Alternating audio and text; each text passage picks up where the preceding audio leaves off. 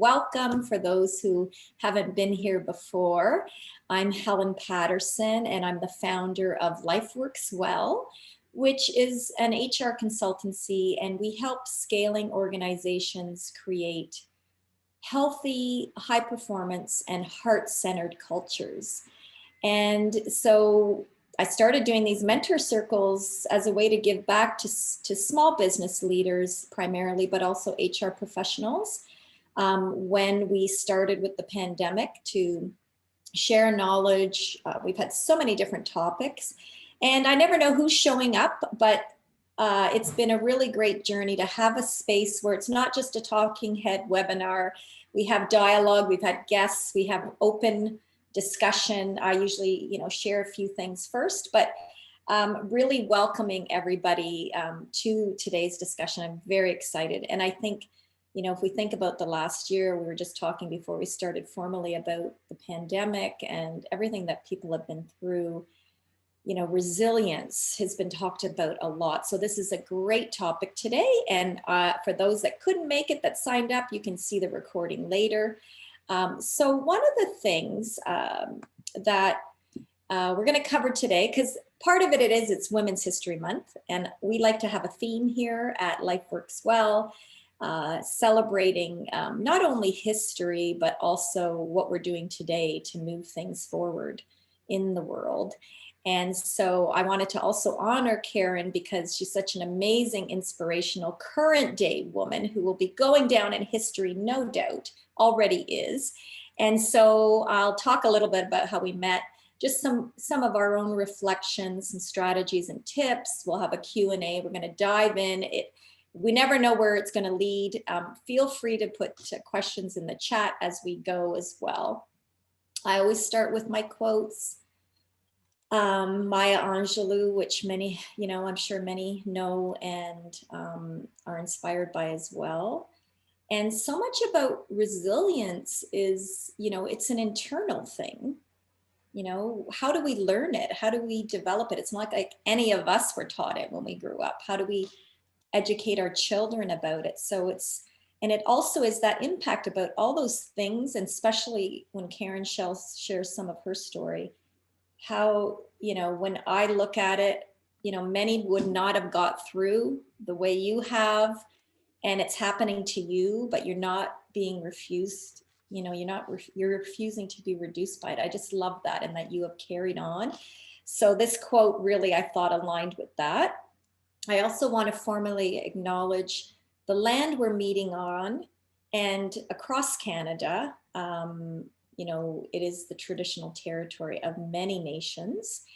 And we're still continuing on this journey of reconciliation. And I think part of it is acknowledging the history, not only Women's History and Black History Month, but the history of those who owned our land prior. So I just want to acknowledge that, and our First Nations people. And I'm just very blessed that I can have, ability to enjoy this country that we're in. The one thing, Women's History Month, it's really interesting because we want to celebrate all those women who paved the way for us, but interesting enough, we still have a long way to go. So we've been celebrating women all month on social. We actually haven't decided April's theme, and we're actually taking a break from some of our mentor circles, which is all about creating boundaries. Maybe we'll talk a little bit about that as well, but I want to acknowledge all the wonderful women and all the men that support them. Some stats. I think it's always interesting, whatever topic I'm discussing with guests, it's, what's out there, like what's the definition of resilience, and how do we know what it is, and how do we learn more about it, and this whole bouncing back and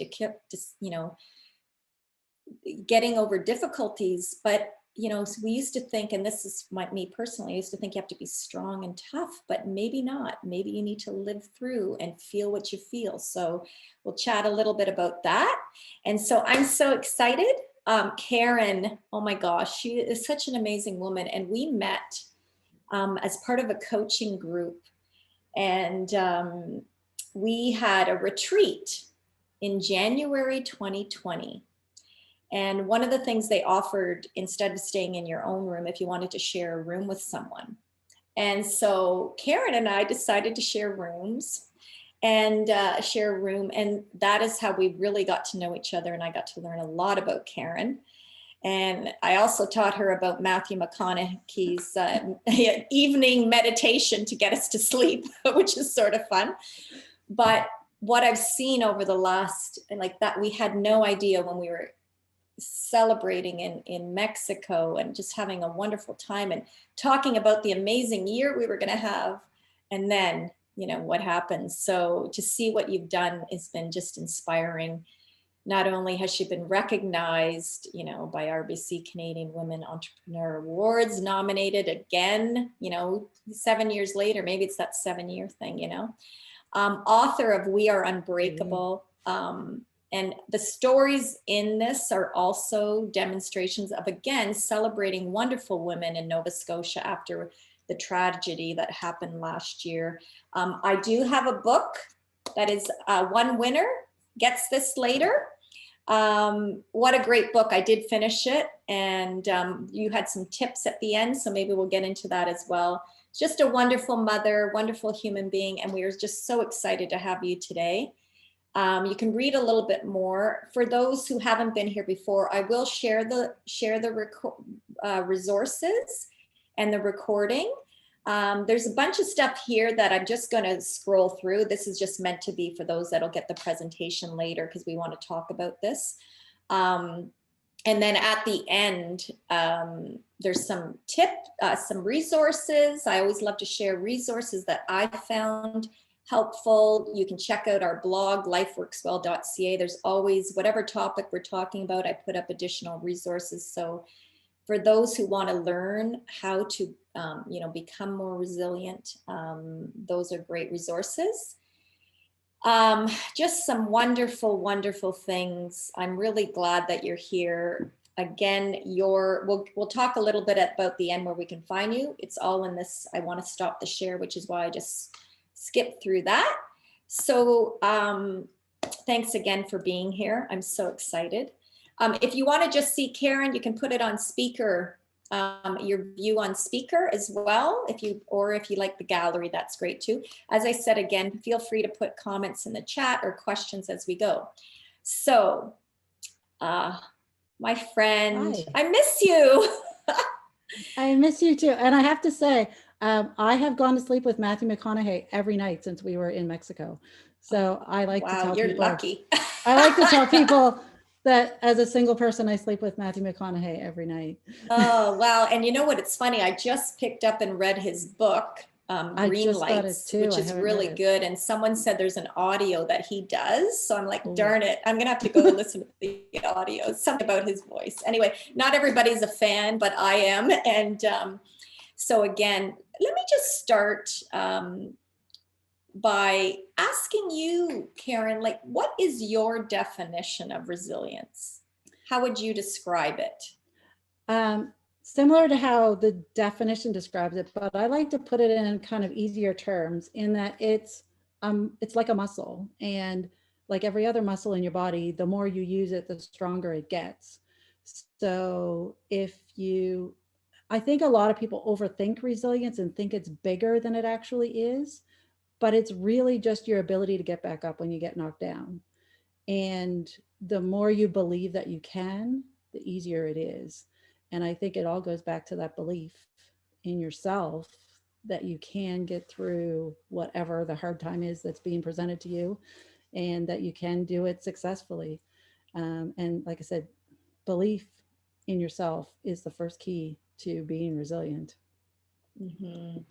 You know, it's amazing, because I was thinking about this, especially for future generations and our children. It's like, how do we teach them to become more resilient? And if anything, going through the pandemic, I mean, hey, this was why so many people are talking about it, and the importance of having the ability, because you do have the ability to control how you respond to things.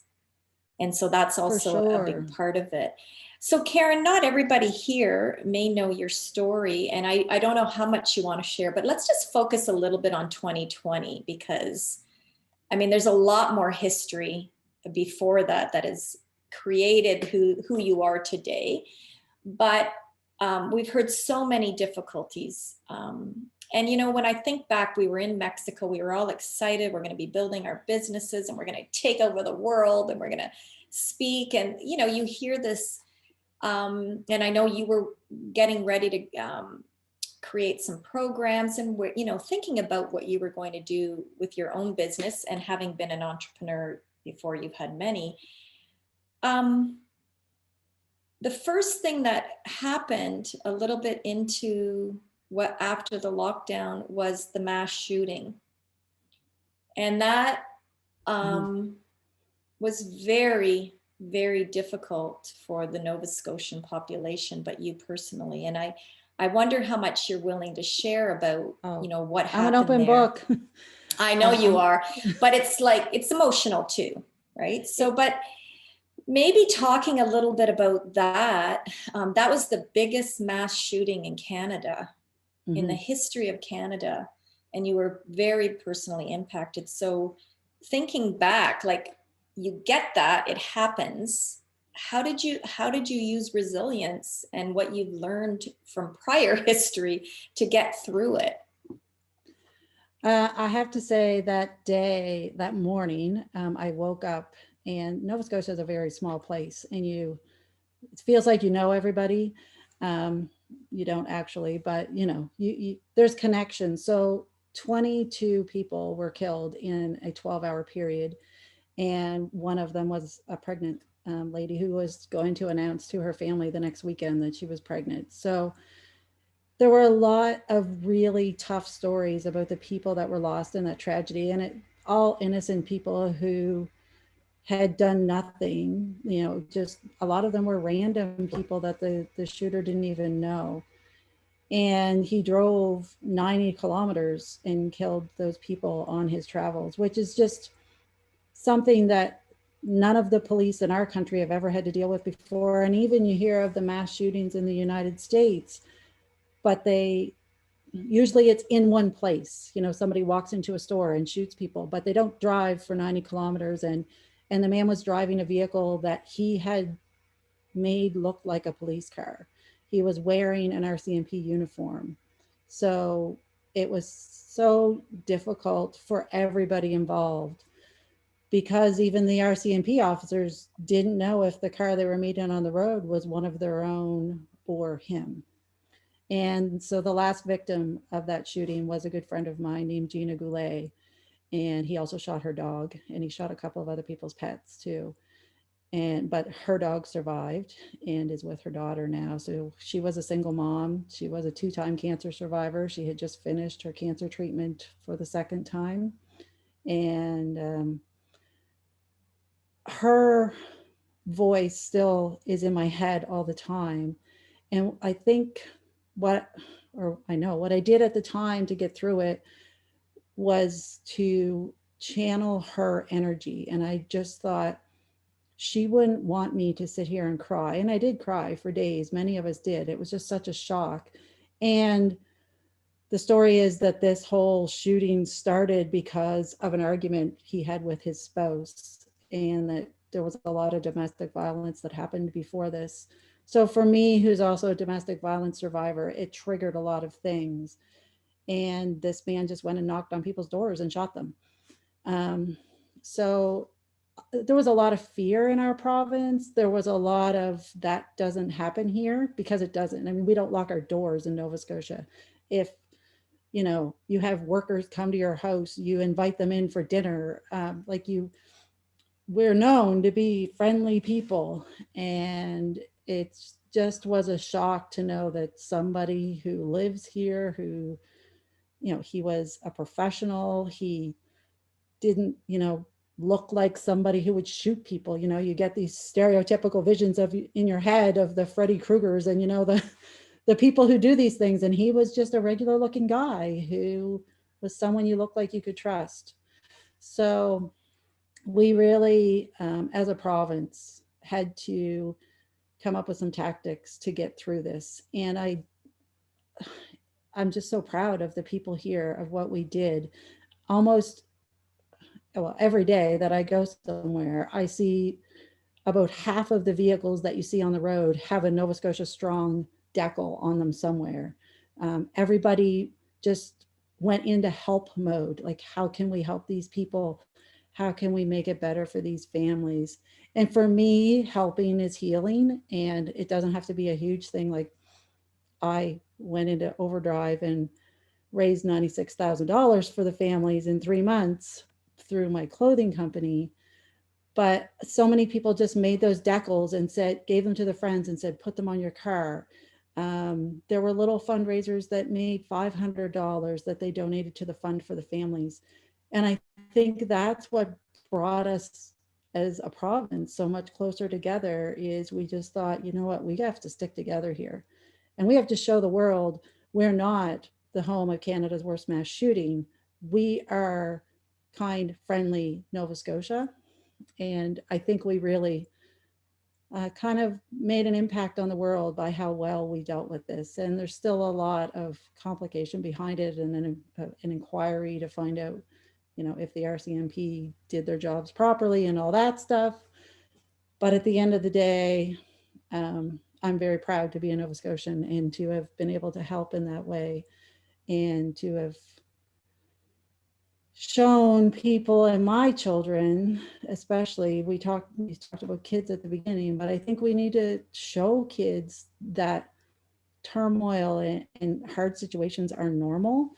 And it's funny, my Facebook memories today has a quote that I want to share of the kids thing, by Adam Grant, who is a psychologist and author, who wrote with, is it Sheryl Sandberg, is that her name? Mm-hmm. So he wrote a book with her, and it says, snowplow parents prepare the road for kids. Responsible parents prepare kids for the road. Resilience is not built by eliminating struggle, but by normalizing it. So teach kids to see obstacles as temporary hurdles. And I think that's the best gift we can give our children, is to teach them that struggle is normal, that there are going to be hard times, that things aren't going to get handed to you, that you're not always going to win, you're not always going to get an A, you know, whatever the case is. I think the greatest gift we can teach our kids is how to deal with that, and how to know that they can get through whatever it is that the world throws at them. And I know it's been a lot. I've had to teach my kids that lesson a lot of times. Yeah, you know, you've been through a lot, and you know, your strength is just amazing, because there would be, you know, many who would just say, I'm going to give up, like I'm done, like, or get into like a victim mentality, or just, you know, feel sorry for themselves. Like, and I'm sure we all have done that too, right?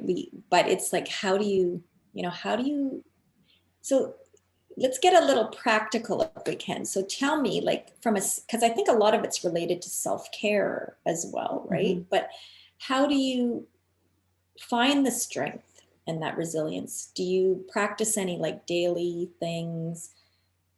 What is, you know, I know you put a few tips at the end of the book, which, you know, are helpful too. And maybe others, if you feel free, put some of your thoughts in the chat. Or, you know, for me, often I can tell I'm getting like a little agitated or stressed even on a daily basis. It's like, how do you, you know, get into, you know, breathing? Is it going for a walk? Like, what are some of those practical ways of trying to, because it's not easy, right? It's No. not easy to kind of, you know, reconnect to yourself, and then, you know, not let things get to you. And I, you know, consider myself a resilience expert, but I do have those moments where I feel like things are out of control, and that's okay. It's normal to have those moments. I always say that it's okay to not be okay. You just can't live there. So you need to be able to get yourself out of that funk, or whatever you want to call it. And the first thing, the tool that I teach people, is when a hard situation is presented to you, whatever it is. In that case, it was a shooting in July. My son was diagnosed with cancer. The first thing I do is breathe. Because when we get in a tough time, we often stop breathing. And, we breathe every day, every second of every day, unconsciously. But when I'm hit with a really hard time, I have to stop and take a minimum of 5 really deep breaths and only think about breathing, not about whatever the situation is. And I always say I like to take the nice deep breaths that when you blow them out, you feel like you're skinnier, like really deep breaths. And I find that after you do that, like I said, minimum of 5 times, the situation looks different and it's easier to handle, because when you stop breathing, then your body just goes into panic mode. But when you actually allow your body to inhale that oxygen and get enough inside yourself, everything works better. So that's one of the things that I do in a hard situation. But every day I try to make time to look after myself. And the hardest thing that I've done is setting boundaries. And so many people find this hard, especially with family. But every one of us has toxic people in our lives. I'm happy to say that I don't anymore because I've had to set those boundaries. So I started with, just saying, I'm not okay with you talking to me like that. I'm not okay with you treating me like that, however it was. And if they're not willing to respect the boundaries, then it's okay to not have them in your life. And I've had to remove my parents, my mother in particular, but my dad went with her, unfortunately. My brothers, my only siblings, I don't have them in my life anymore because they always brought me down. They did not help me through the hard times. They actually made the hard times worse by judging me, by telling me I wasn't good enough to do this, or blaming me for something that I didn't do. Like no matter what happened, it was my fault in their eyes. My life has become exponentially better without them in my life. And it's sad to say, and so many people say, well, that's your parents. How do you do that? Well, it's me. I have to look after me. And for my entire life, they brought me down and made me feel bad about myself. And like I said, life's so much better now. And that's so hard to do, but it really changes your life, whether it's your friend circle, whether it's family members. Don't spend time with people who bring you down or who don't support you. And it's also, especially now when we're all working from home and staring at screens all day, I know a lot of us are scrolling social media more than ever before. Make sure you're following people who have positive posts. Don't watch the news all the time because the news is usually bad news. I haven't watched the news in 10 years. Um, but make sure whoever you're following on social media and what you're reading on social media is positive, not negative, because whatever you absorb into your body is how your body's going to feel. It's how your life is going to feel. So if you are always absorbing negative things, you're going to feel not as good as you would if you were absorbing positive things. So that's like changed my life completely, is by surrounding myself with positivity as much as I possibly can. Yeah, I think that's great, and thank you again for sharing so much because there's a lot we could talk about. Oh, And yes. yeah, I mean, I just can't imagine like going from dealing with the shooting and doing the fundraiser, and I was following you, and there were some very emotional posts, and the vigil that you organized. Like there was so much, but to give back, I love that. And I also that what you said about breathing, and even for those who practice yoga or meditation, I say practice because it's always like we got to keep trying to bring it in. We forget sometimes. But one of the things that came out for me with what happened last year, also with George Floyd and all the others who were impacted, and there was just like so much going on out there.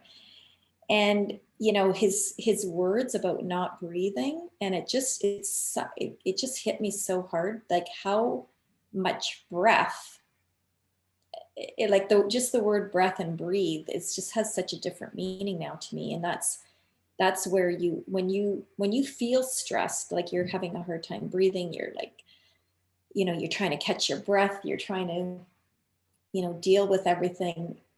What you said about just taking that pause and being able to teach our children to do this. Like, I love that this is being taught more, and that teachers are even bringing like some mindfulness and meditation, two different things, kind of related, but into the classroom, because it's hard, right? You're running, like, even me, I'm dealing with this big project and I feel like I'm just racing, and it's like, okay, I need to just kind of chill out here or something. Yeah. If I could have a bath all the time, but Wouldn't that be great? we need it. But so Karen, I mean, those are wonderful things. And I know that that's hard. Like, it's a lot to share, because the negativity and relationships and just the energy surrounding, thinking about resourcefulness and resilience, it's like, if you're feeling that energy, you're going to absorb it. Like, you're taking in, you need to be able to create kind of this like little bit of a bubble, which isn't, bring positivity in and positivity out. So to protect yourself, is there something else, like, just even a daily practice? Like, I think you go for lots of walks and you have time. Like, how can people visualize, like, that's, again, building this resilience muscle? Like, is it the brain? Is it the body? There's so much research in neuroscience right now that, again, we could spend all day on it, but some other ways, like, to tell that you need to take that pause. Is there something that triggers, or something that, like, you see a sign and, okay, it's time? I can, like you said, you can feel it in your body. When you feel that shortness of breath and that tightness, you need to, just stop and breathe. And my daughter just turned 13, which is a really hard age. And I often tell her, when she's getting, I call it, wound up about something, like, even if it's just telling a story that's even exciting to her, I say, stop, breathe, and bring herself back, because you tend to lose yourself, either in the horrible things or sometimes in the exciting things, and you forget to breathe. So breathing is a huge one. And the tools that I use are probably not available to everybody, but I have a little hobby farm. And when I am really having a down day, I go spend time with my animals. And so if anyone has animals in your life, then I would highly encourage you to spend time with them when you're having a bad day. And if you don't have pets, then maybe there's a park close by that might have squirrels running through it or whatever. But if you can go and sit in nature, listen to the birds chirp, watch the squirrels run around, whatever it might be, it can really change your day. And you have to focus on that. You have to let go of whatever is holding you back and making you feel tight and worried, and just focus on the nature, the fresh air, the beauty. I am very fortunate also to live on a river. So I go out on my back deck, or when it's cold, I look out the window and just watch the river go by. And, there's sometimes ducks or geese, or if it's a really good day, an eagle will fly over. And it just brings me so much joy. And I always say, the fact that I built a house here 8 years ago is the only reason I'm still sane, because I have my therapist right here in my yard. I have a miniature donkey. I love to tell this story because it's so cute, but I have a miniature donkey that I got when he was 4 months old. And he knows when I'm having a bad day. And when I go out to the barn and I am not feeling well mentally, he will get in front of me and not let me walk past him until I hug him. And I have to actually wrap my arms around him. And when he feels me relax, he walks away. Like, he knows. And so to have an animal in your life, I highly recommend it. They're a lot of responsibility, but they are the best therapists that you can get. So borrow someone else's if you have to, or, like I said, spend time outside in nature.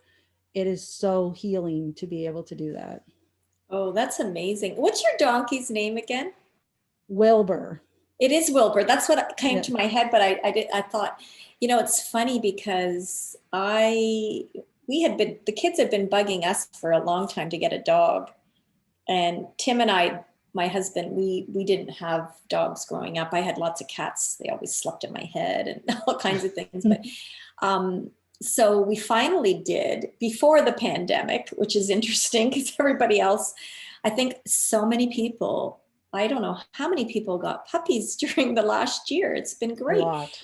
But I have to say Joey, so she's been with us for 3 years, and oh my gosh, I had no idea how healing having this dog in our lives, and just she's imprinted on me for sure.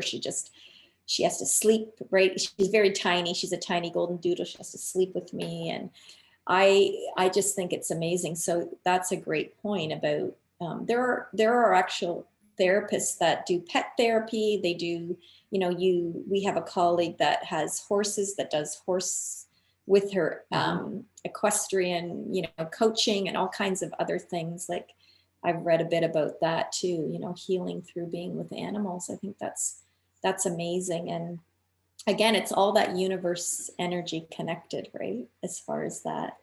And I think your daily, I know that you do like to, have your quiet time and look at the river, and sometimes have that soak in the tub. Yes, I do that a lot. We have to get more men soaking in the tub. I think it's starting, but little bubbles. I go almost every night now, at least every second night. Go in because I have my own ensuite bathroom, and I'm a single mom. I think I said that already, but it's totally single mom. My kids don't even have contact with their father. So it's all me. And luckily they're old enough to look after themselves. So I say, when I go get in my bathtub, I shut off all the lights. I shut off all the sound, put in tons of bubbles and some Epsom salts to help with pain and, all the things of getting older. And I light one candle, and that's the only light that I have. And I have complete quiet. And I tell my kids, unless you're dying, I don't want to hear your voices. And they respect that quite well. And they know that that's my quiet time. And I think that's so important. Many of us give everything of ourselves to our spouses and our kids and forget about looking after yourself. So I think not only is it important for you to look after you, but I think it's important to teach your children that it's okay to look after you, and that by you looking after yourself, you can actually look after them better. And they need to know that there's boundaries. Boundaries are a big thing for me. I've learned a lot about them, but my kids need to know there's a boundary, and mom is off duty for this hour that I'm in the tub, and that you're okay without me being at your beck and call. And it took a while for them to get in that routine. I had to often say, are you dying? And they say, no. And I'm like, then go away till I'm done. And then we'll talk about this later. And now they know. So it's really important. Not only are you teaching yourself to look after yourself, but you're teaching your kids that it's okay for them to do it in the future. And that it's okay for you as a parent to take time for you. I think that's a key thing too, because the self-care, and I had sort of let that go a little bit. And I have to say, once you kind of bring yourself back to, eating healthy, working out, doing your exercise, like if you need that break, incorporate that walk, even if it's 10 minutes around the block, you need to get outside. We're often just taking care of everybody else. And, we have businesses, or we have clients, we have, as leaders, we might be managing teams, and we're just constantly giving elsewhere. And we are not going to be able to be resilient and to be able to do it all without having that self-care. So that's, again, a huge part of it, I think. And, I mean, you did the huge fundraiser, you did so much. And then, you had your son getting diagnosed with, I believe, a form of brain cancer. No, it's in his chest. It's in his chest. Okay, sorry. I just, and I just remember, so here's what was going on. He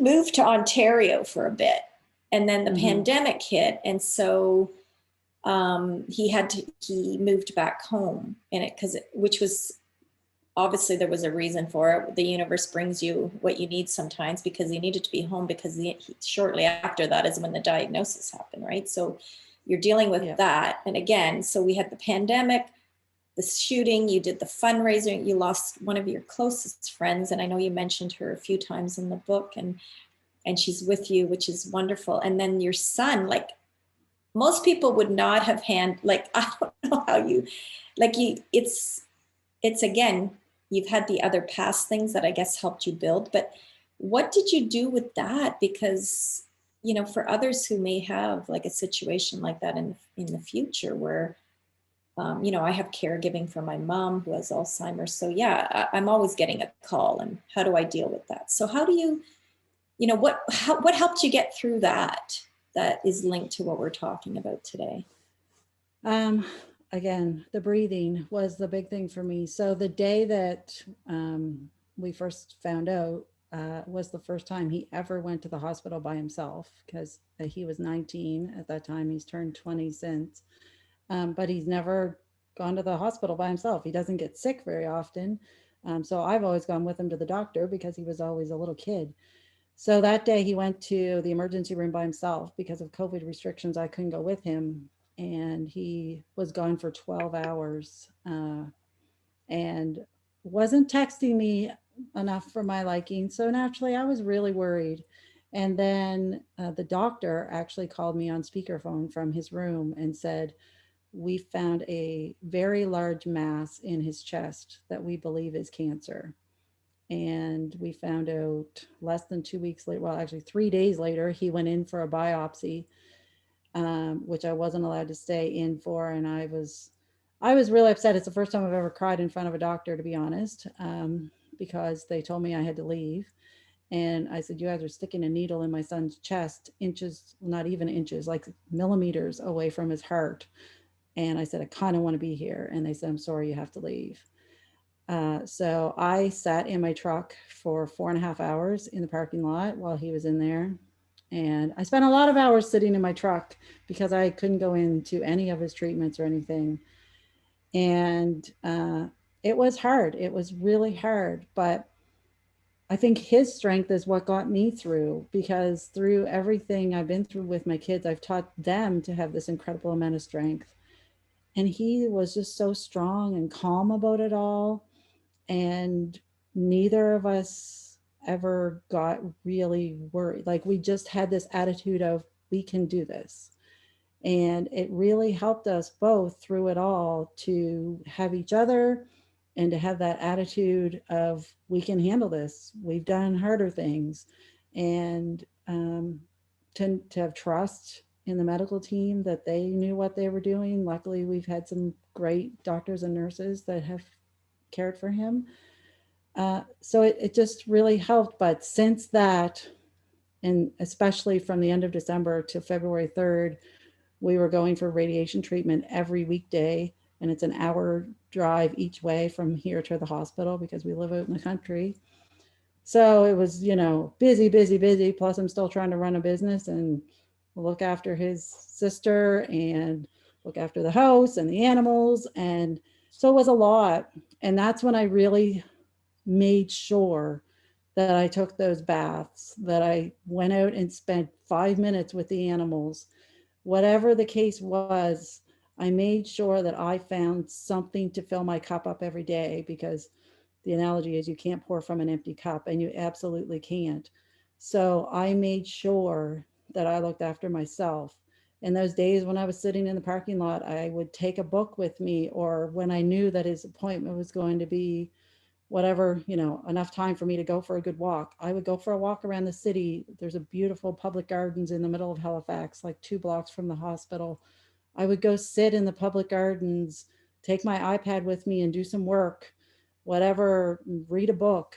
But I really, really made a conscious effort to look after my own mental health through that, because I knew he needed me, and he needed me to be the strength and the coordinator of appointments and his chauffeur and all the things, So I think that's the most important gift we can give ourselves, is to look after ourselves, and the belief that we can do it. And that's the belief I've instilled in him and in me. That's amazing. Well, we're still going to take a pause and just send some positive vibes that, you know, he continues to, you know, get stronger and healthier, and, you know, you're amazing what you've been through. So Thank you. wow.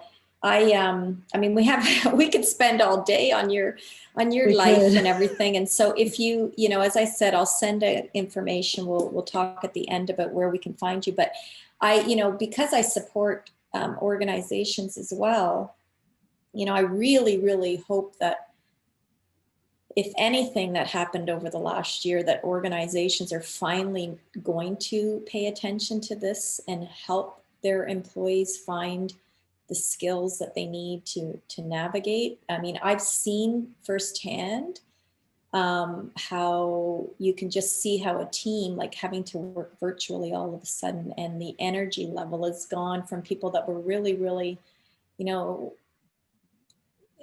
enthusiastic and you know, motivated, and you could just see them on a Zoom, like the drain energy. And it's like younger, it's interesting because I'm trying to always encourage the newer generations. They're usually really good at this, like they kind of get more than we do sometimes, right? But they're not taking the walks, they're not doing the things that they need to do to make sure that they're going to be, you know, getting through this. Like I've had a few people that all of a sudden have back problems and stuff, and I'm like, okay, you're like half my age probably, right? Why do you have, you know, are you taking Mhm. care of yourself? Like challenge. And so having courses on resilience, you know, the focus on mental health, there's many more benefits. It's not just about traditional, you know, let's put the band-aids on, medical, dental. Like let's do the proactive work to get people healthy and strong so they can navigate whatever comes their way. So I'm hopeful for that, and I hope, you know, people like you sharing and helping with that will inspire others as well. So I did want to have some time to open it up if anybody had questions for Karen. Feel free, you can put it in the chat or hop out if you're comfortable. We didn't even get into the book, but we can talk about that if anybody else doesn't have any I know. questions. Does anyone want to ask a specific question of Karen? I'm mindful of time. No? Okay, I don't see anything in the chat. So tell me about the book. So for those who may not be from Nova Scotia or haven't seen it. So this is amazing that, you know, it's called We Are Unbreakable, but it's raw, real stories of resilience. And the women in this book are just amazing. Have their own, each of them have their own story of, you know, navigating what was happening with them personally and in their business. And so like what brought you to that, to decide to do that? And how, I even want to know, like, how did you meet these women? Did you know all of them? Just maybe you could tell us a little bit about your process in creating the book. Sure. Well, I've always been about empowering women forever. I used to work for our Center for Women in Business here in Nova Scotia and have always tried to help women in business. It's been kind of my thing for most of my adult life.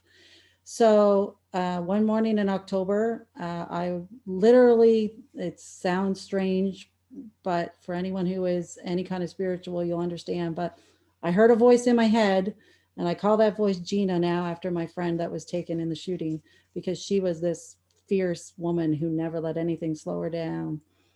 And I just had this voice that told me I had to gather the stories of women from 2020 to share with future generations, because I hope that future generations will never have to live through what we're living through right now with the pandemic. And especially in Nova Scotia, we had the shooting, and shortly after the shooting, we had a military helicopter that was based here crash off of Greece. And then we had the snowbird crash in British Columbia, and Jen Casey, who died in that crash, was a Nova Scotian. So we had tragedy after tragedy after tragedy. And I just thought, you know what? The world needs to hear stories. The world needs to hear about the incredible women from Nova Scotia. And I actually do know everybody in the book except for two.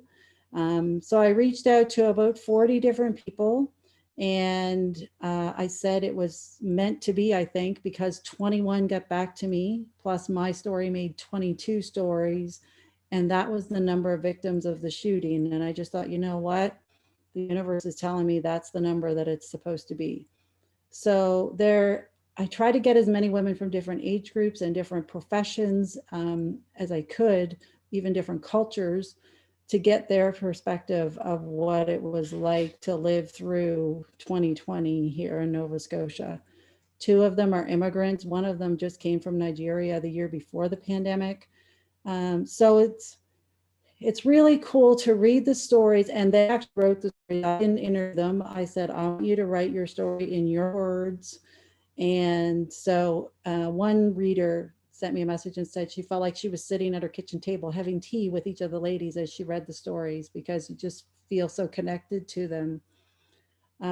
But even though we all experienced it differently, it's really interesting to see how similar we all felt about it at the same time. So I found that really intriguing to when I read their stories of how nice it was that even though we're all very different, we are all the same. And I think that's kind of the key to resilience, is knowing that you're not alone. And I wanted to make sure that everybody everywhere knew that what they were feeling was no different than anybody else. So it doesn't matter. I've had people from all over the world read the book and say that they could relate to these stories, because we all kind of feel the same feelings at the end of the day. We're all having a hard time with this pandemic and with different tragedies, you know, whether it's here or in your own city, it's similar feelings. So I'm just, like I said, I'm very fortunate to know almost all of the women in the book. And one of the women, Josie Ryan, who I don't know, is the executive director of Northwood, which is the long-term care facility here, who had the COVID outbreak. And most of the deaths from COVID in our province were at Northwood. And her story is so beautiful, just to see it from a nurse's perspective, in a leadership perspective of trying to guide her employees through that time. And she puts her personal spin on it as well. And one of them is the mom of one of the shooting victims, who was actually my church minister when I was early 20s, I guess. And she's just wrote a beautiful story to remember her daughter. So there's just so many interesting stories, and I'm very excited about it. And I'm actually, I don't know if I told you this yet, Helen, but I decided about halfway through the process that We Are Unbreakable is not just one book. So I am doing a series. I'm calling it My Version of Chicken Soup for the Soul. But I think it's time to share the hard stories. And I want to do single moms, single dads. I want to do more stories about living through COVID. I also want to do stories of domestic violence survivors, cancer survivors, sexual assault survivors. Those are all things that me and my kids have dealt with personally. And I want to share those stories from the people, written in their own words, so that we know we're not alone. And so soon there will be a page on my website to start accepting contributions for future versions of We Are Unbreakable. That is amazing. That is so fantastic. So we are wrapping up soon, and I do have Jennifer, who works with me, and she had created a little like spin the wheel for the book. But because there's only 3 that showed up that are, I think we have 3 people: Leah and Jackie and Diana. We had a lot more that had signed up, but they, you know, things happen all the time. So I just wrote down your 3 names. I'm going to do the draw right now, and then we're going to talk about where people can find you, and maybe see if anybody. So hopefully you ladies haven't read the book or don't have it, but if you do get it, you can give it to somebody else. So there you go. Okay. So I wrote down, just so you see the names, but then I'm going to put them upside down. There's Diana, Leah, and Jackie, and I'm just going to draw it. I have them. I'm not looking at them. See, they're just blank here. I'm going to just do it random. Pick one. Well, pick one. Here we go. Diana. So Diana, I do have your email from registering. So, Thank you kindly. and you look Thank lovely. you. I love orange. Thank you It's so one of my much. brand colors. So there you Thank go. you. But I will we'll email you separately. And I'm so glad everybody joined today. Karen, you know, I can't wait to see you and give you a hug in person one day. I really, really, really appreciate you sharing your journey. If anybody has any final questions, we have a few minutes left. Where can we find you, Karen? Again, it's in the presentation deck that I'll send out and post on my website. Where's the best place to find you? Social media, I do post quite a bit about my journey and about different tools that I use for resilience. So you can find me on Facebook or Instagram by just searching at Karen Dean Speaks, and you will find my page on both of those. And I also have my website is karendeanspeaks.com. And the book has its own website, which is weareunbreakable.ca. And that's where I will be adding the page to accept contributions.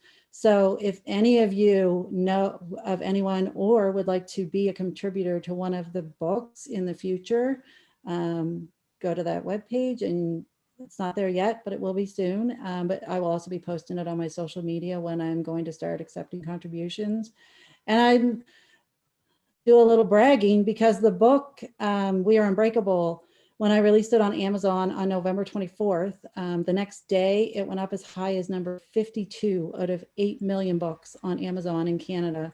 And I was thrilled with the response to it. And it's been to number 1, but in the top 10 of at least one category on Amazon since it was released. And there is coming soon that I have a hardcover version right here, but the hardcover version will be in Chapters, Indigo, and Kohl's stores in Atlantic, Canada for sure. The buyer that told me she bought them covers Ontario, Quebec, and Atlantic, Canada. So she said she's ordered them to put in their stores. So I'm so excited about that. It's the first book I've ever published, so I'm really excited about it. Oh, that is so amazing. You really deserve it. I mean, you have been through a lot. We shared just the last year story, and there's a lot more before. So there's another book that's coming on that will be separate from the Unbreakable series that Karen is also working on. So yes. I am just so thankful that we had new people every month. I always have different people showing up. So it depends on the topic and who's shared. And I am going to be, just so for those watching the recording after and on my list and everything, I am going to be taking a bit of a break. So speaking about boundaries, because I'm working on my own book, which is called Create a Mentor Culture. And I really just need to take a few steps away from things that I've been doing that add to my level. And I just started a major project for a client that's going to go for the next couple of months. So it's like, okay, listen to what's going on. So get out in nature, have some sunshine, breathe, feel free to reach out to Karen or I. And I hope to see you again on a future session, and reach out also on LinkedIn or other platforms to connect, have a chat. I'm always open. So is Karen. I just wanted to say it was great to see you, Karen. It's been too long. And I you know, just being with people. So I'm glad that I hope someone, you know, you all took something away, and I can't wait to see you one day when the world opens up again. Hopefully on a stage, maybe. You'll be speaking and I'll be in the audience cheering you on. Yes, so. I miss stages so much. I know. Well, this was great. I really needed this. This actually gave me a pause today and made me feel better, and I'm ready to, you know, get on with the rest of my day. And so I want to just wish everyone stay healthy, you know, take care of yourself, and you know, stay strong and keep building those resilience muscles. And I hope to see you again sometime. So thanks everybody for showing up. I really appreciate it. And Karen, great to see you.